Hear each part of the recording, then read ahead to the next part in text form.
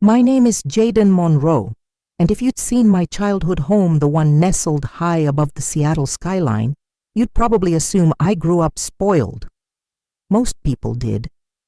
They saw the long driveway lined with century-old maples, the slate-roofed mansion standing like a castle above the clouds, and they made up their minds before I even opened my mouth.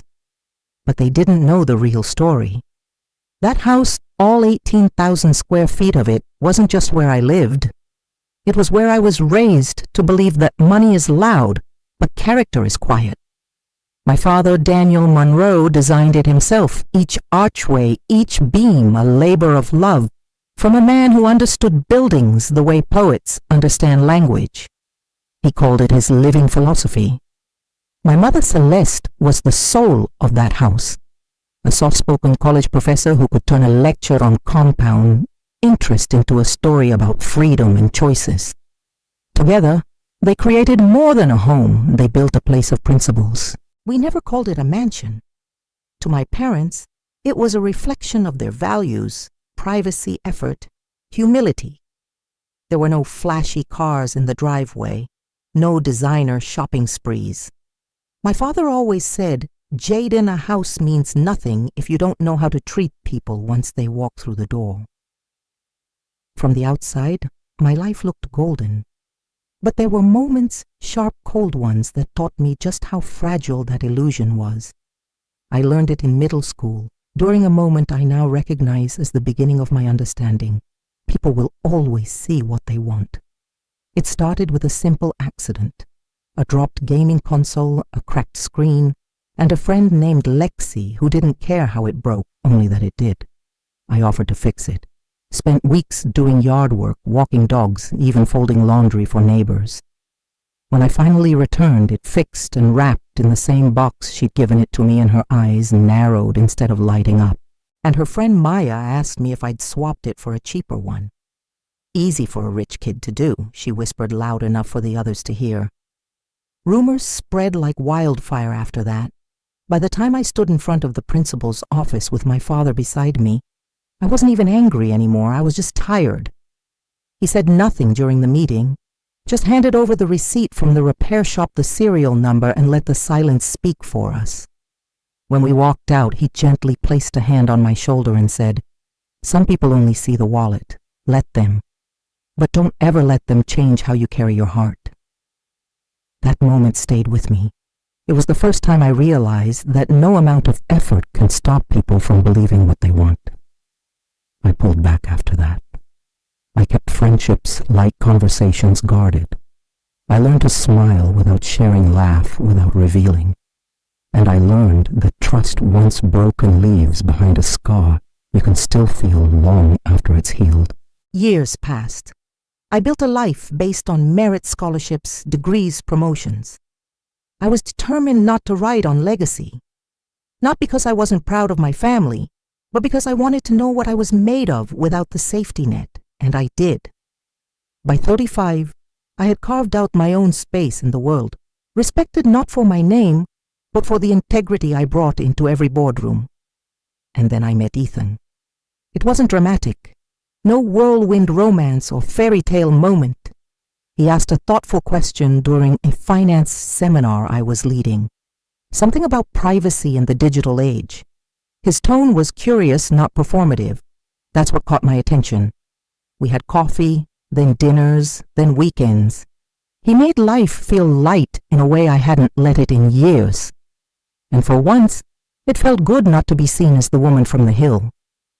What I didn't realize, what I couldn't have known, was that some people wait, not just to know you, but to know what you own.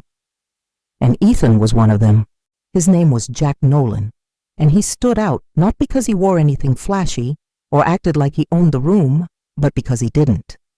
At the Denver Financial Summit, where everyone was trying to prove how clever they were with buzzwords and PowerPoint slides, Jack sat quietly in the third row scribbling notes in a tattered notebook.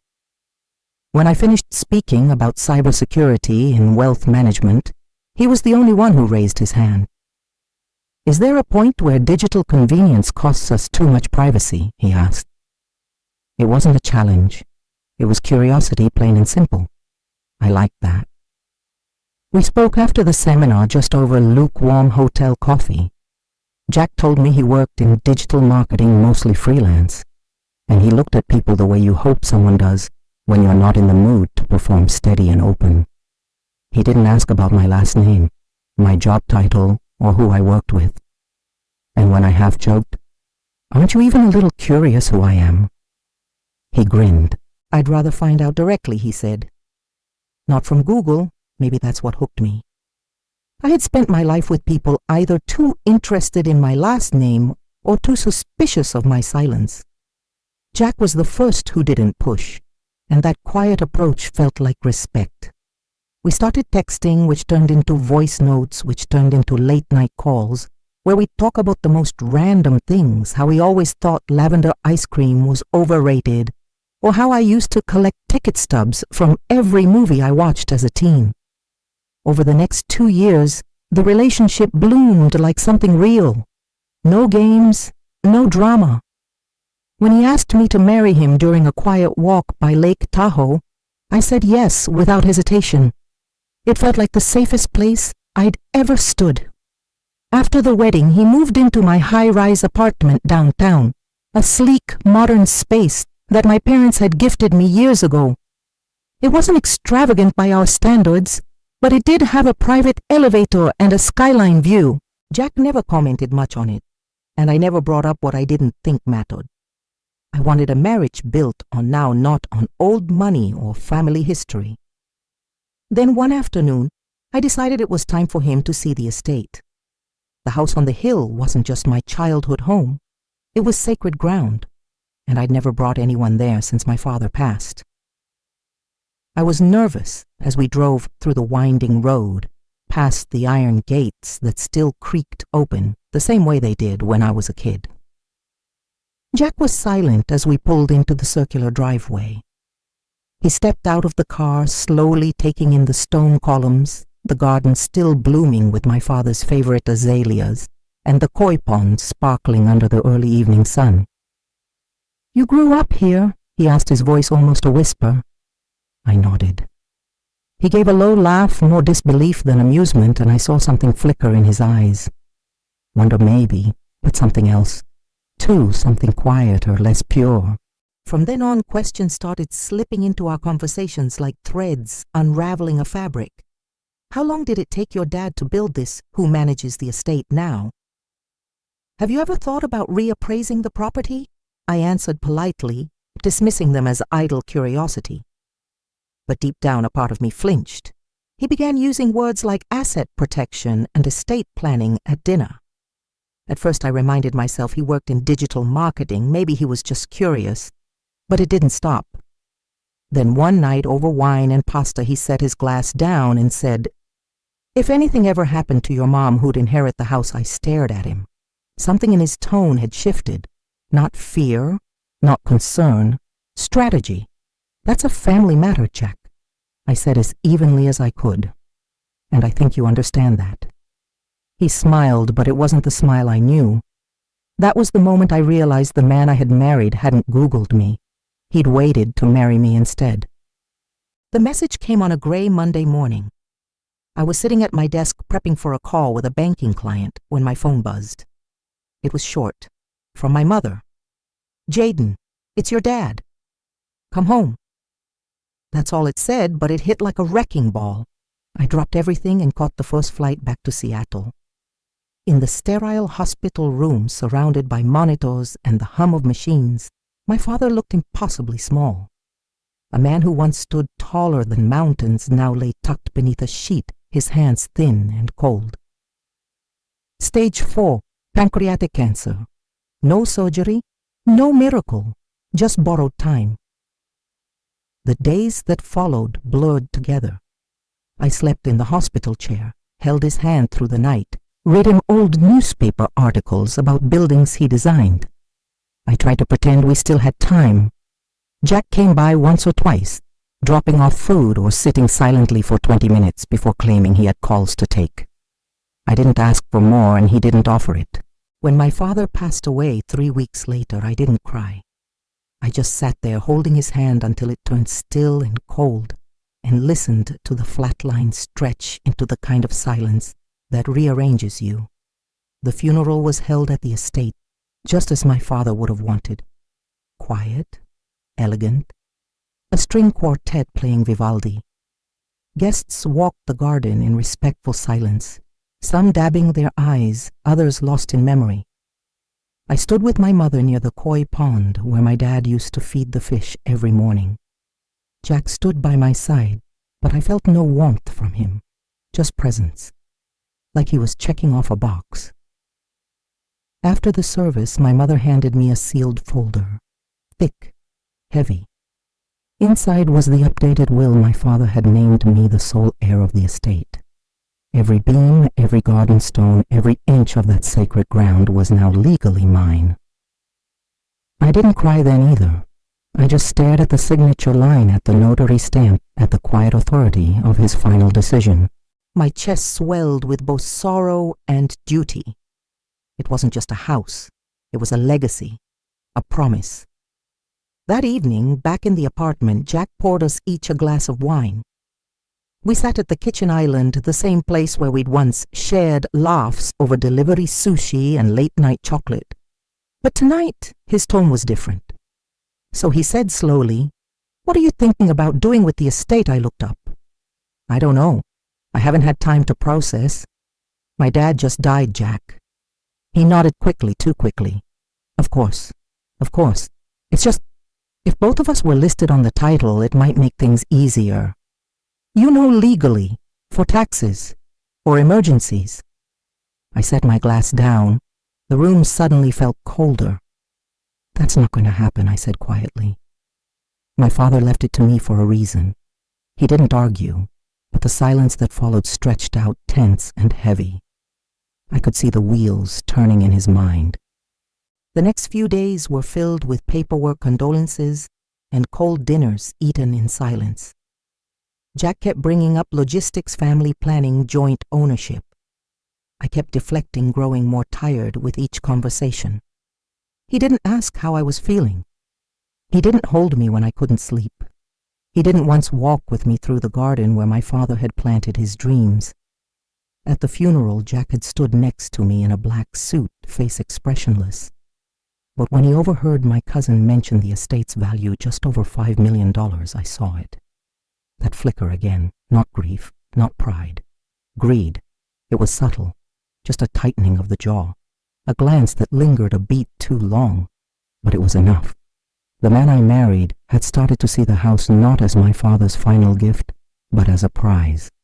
And I, standing in the very garden where I learned how to be strong, began to feel like I was standing beside a stranger. 6 weeks after the funeral, the air in our apartment had grown thick with tension.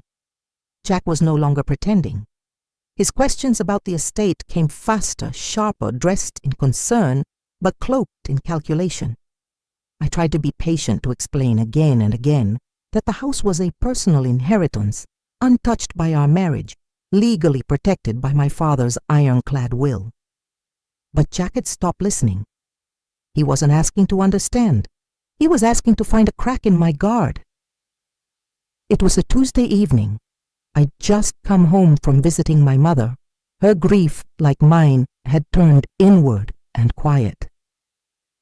I walked into the apartment to find Jack sitting at the dining table, a thick folder of documents spread before him like a courtroom exhibit.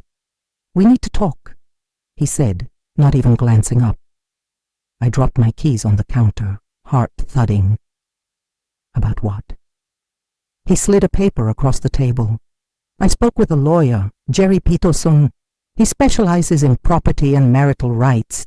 I've already started the process to list us both as co-owners of the estate." The words didn't make sense at first. I picked up the paper. My name, Jaden Monroe, had been scratched out in red ink.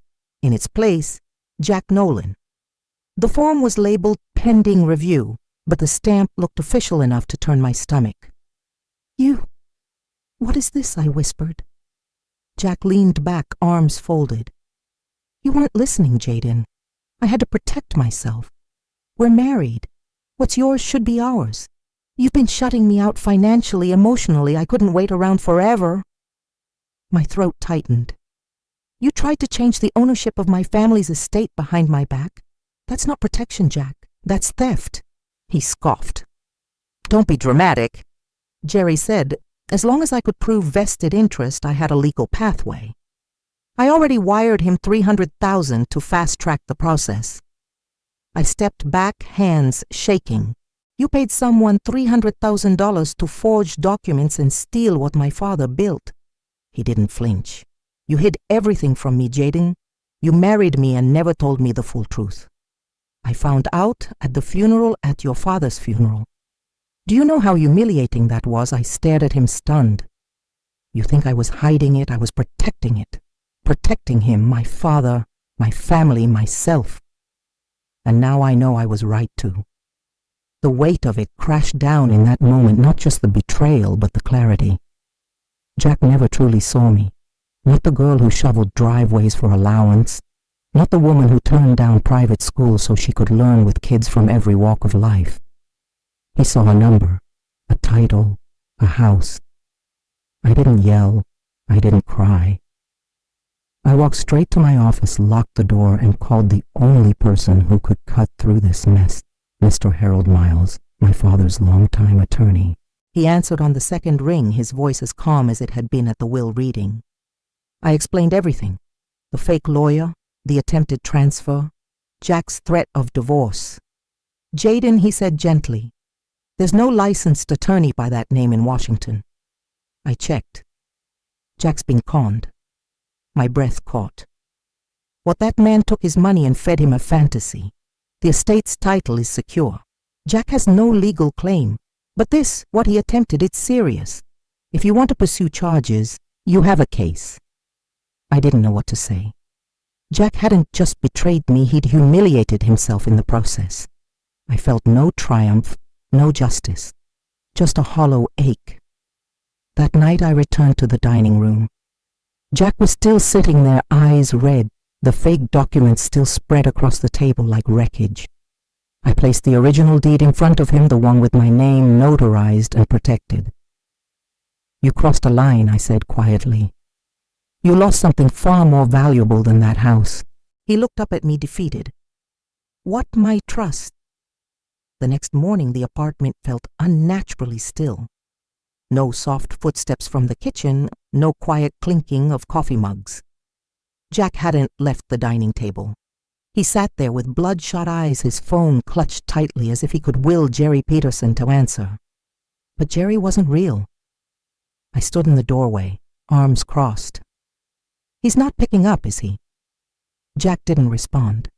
I spoke to my father's lawyer. I continued, voice steady. There is no Jerry Peterson. You wired $360,000 to a con artist, and in the process, you tried to erase me from my own legacy. Jack finally looked up. His face was pale, like the truth had pulled the color from his skin. I thought. He showed me forms, a firm address, legal references. Con artists are good at what they do, I cut in. But you made it easy for him.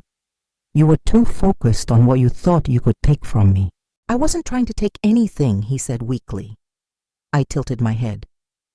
Then what do you call forging my name off legal documents?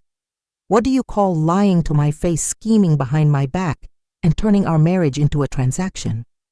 He said nothing. For a moment the silence in the room felt like a void pulling at the edges of everything we had built. But then I saw clearly what we had built was an illusion. The man sitting across from me had never seen me for who I truly was. He saw the condo, the apartment, the estate, never the woman who inherited them. I placed a manila envelope on the table. These are the original deed documents and an affidavit from my father's lawyer confirming sole ownership, legal and binding. Any further attempts to dispute this will be met with legal action. Jack reached for the folder, but I pulled it back slightly. I'm not showing you this to negotiate. I'm showing you because this is over. He stared at me, mouth slightly open. Over, I'm filing for divorce, I said flatly. There's no apology that can repair this. Jaden, wait. I did wait. I snapped the first crack in my voice. I waited for you to support me when my father was dying.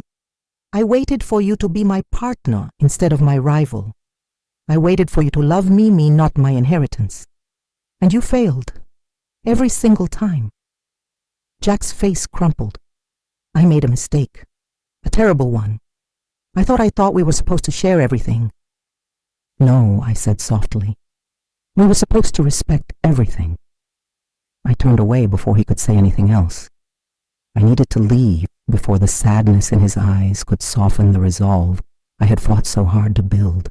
It was over, and I wasn't going to let sympathy rewrite that truth. 3 days later, I moved out. I packed one suitcase, left the rest behind. No shared photos, no framed wedding invites. Just my laptop, a small box of handwritten letters from my father, and my peace. I returned to the hilltop estate, the only place that had never lied to me. The walls still smelled faintly of cedar and old books. My mother greeted me at the door with tired eyes but open arms. We didn't talk about Jack, not yet. Some wounds don't need words. They just need space to stop bleeding. And that night, as I stood in the upstairs library, my father's sanctuary, I felt his presence in the stillness. The wind rustled the maples outside. The koi pond rippled under the moonlight. My heart was bruised but not broken. I had lost a husband, yes, but I had saved something far more valuable, my sense of self, my trust in my own judgment, and the legacy that would never again be up for negotiation. Jack had gambled with greed. I was walking away with my dignity intact. The morning of my father's memorial arrived with a soft drizzle. The air was thick with the scent of wet earth and blooming jasmine. My mother and I moved quietly through the estate, arranging white lilies by the pond, lighting candles in the reading room he'd loved. We had kept the guest list small, just old friends, neighbors, and a few former colleagues who had shared my father's vision and values. We weren't doing this for show. This wasn't about status or legacy. It was about memory preserving a man's spirit in the place where it still lingered. The ceremony began at noon, a slow procession through the garden, soft classical music drifting from hidden speakers. I wore a simple navy dress, my father's watch clasped around my wrist. As I stood beside his portrait, listening to an old colleague share a story from their early architecture days, I felt calm, steady, until the gate buzzer screamed through the silence. I glanced at the security screen mounted near the garden entrance. My heart jolted. Jack. He stood just outside the wrought iron gate, soaked from the rain, face pale and drawn. He wasn't the confident man I'd once married. His shirt clung to him wrinkled and limp. His eyes searched the camera like it might grant him mercy.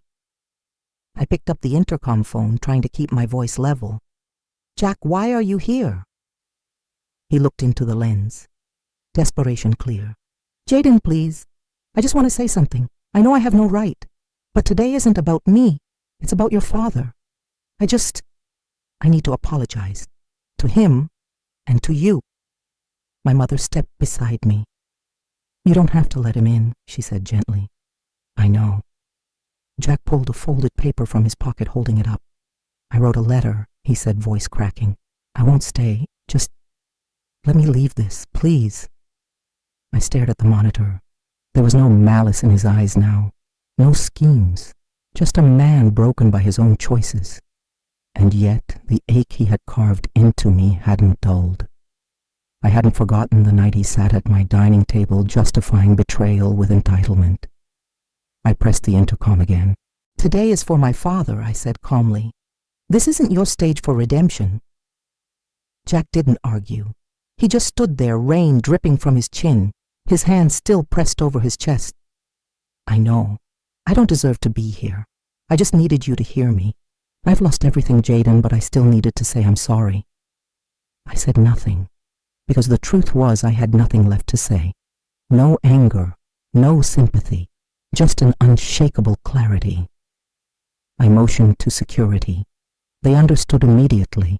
Two guards approached quietly, speaking to Jack with calm professionalism. He didn't resist. He backed away slowly, nodding his lips pressed into a thin line. Before he turned to leave, he looked up at the camera one last time.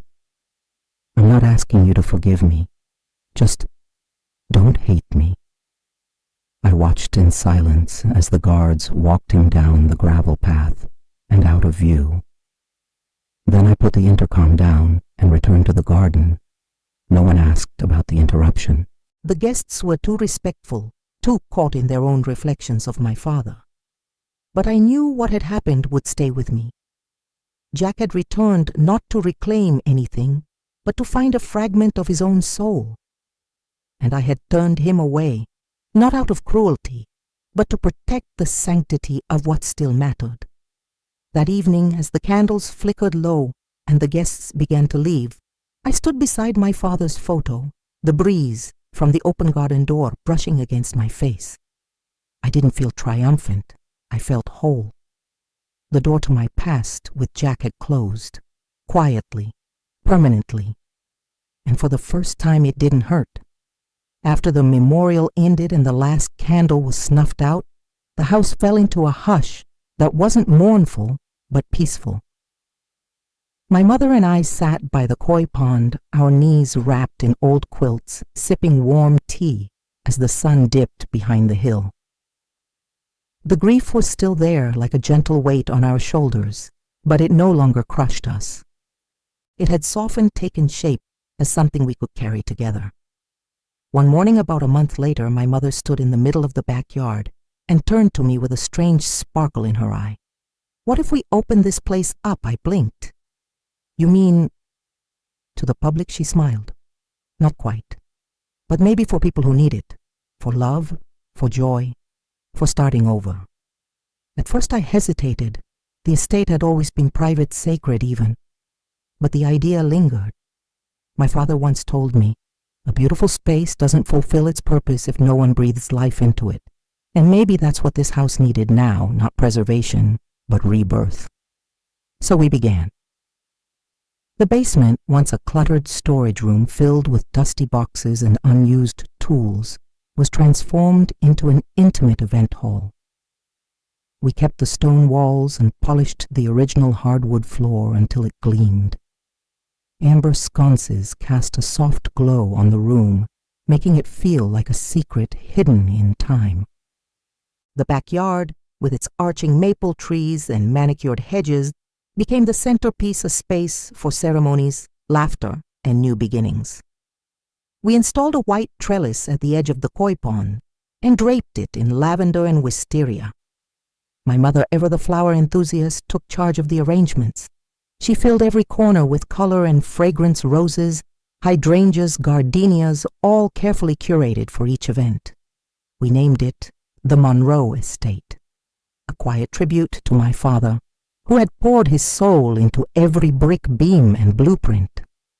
Word spread quickly, first through neighbors, then friends of friends. We hosted a 30th wedding anniversary for a couple who had met at the very college where my mother once taught. Then came a small wedding for a literature professor and her partner who exchanged vows under our trellis as autumn leaves swirled gently in the breeze. Each event left the house buzzing with renewed energy. Laughter echoed down the hallways again. Music drifted through the windows. The rooms, once heavy with loss, now danced with life. And in the quiet moments between events, I found myself writing again. It started with journal entries, reflections on my marriage letters. I never sent memories of my father. Then came short stories, ideas for essays, and eventually a manuscript. Not to publish? Not yet. Just to heal.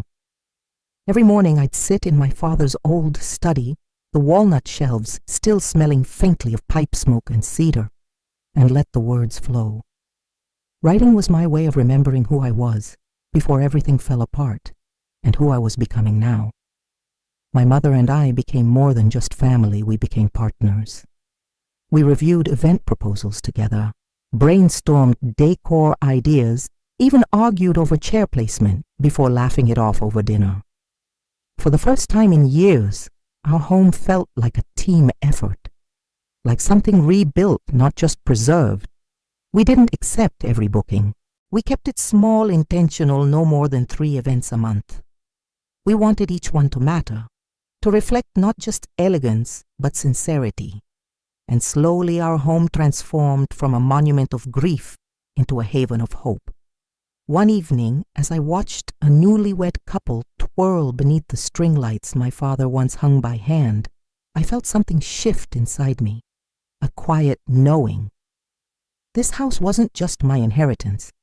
It was my foundation, and now it was becoming my purpose. By late autumn, the Monroe estate had found its rhythm. The garden lights twinkled every evening like stars planted into the soil. Music drifted from the refurbished ballroom upstairs, where a pianist practiced Chopin, preparing for an intimate recital. Laughter echoed down the stone hallway of the basement event space, where a family was celebrating a surprise retirement party.